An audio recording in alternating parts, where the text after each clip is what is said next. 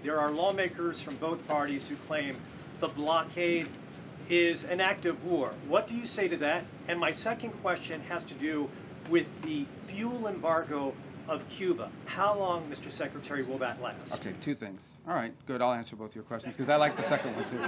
The first one on the blockade. And so why do we have a blockade? We have a blockade because they shut down the straits. So I don't know which members of Congress you're talking to, but here's what I would ask them. I would ask everybody here. It's very simple.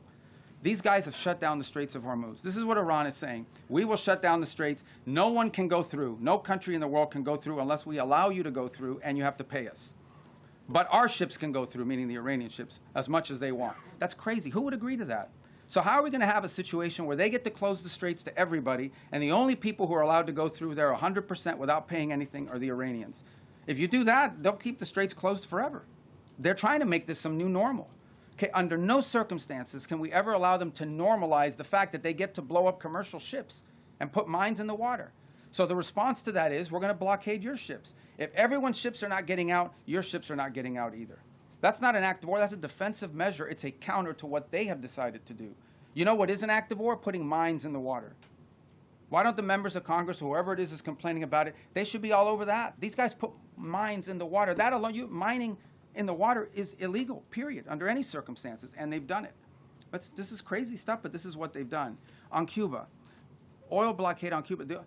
There's no oil blockade on Cuba per se. Here's what's happening with Cuba, okay? Cuba used to get free oil from Venezuela. Used to give them a bunch of free oil.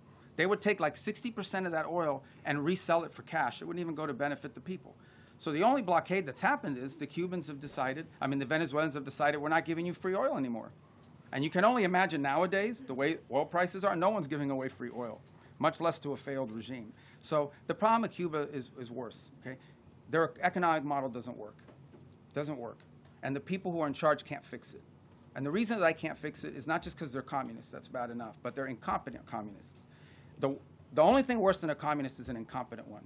And that's what, so incompetent communists run that country. They don't know how to fix it. They really don't. And we have 90 miles from our shores, a failed state that also happens to be friendly territory for some of our adversaries. So it's an unacceptable status quo, and we'll be addressing it, but not today. Okay. Support journalism you trust. Support PBS News. Donate now, or even better, start a monthly contribution today.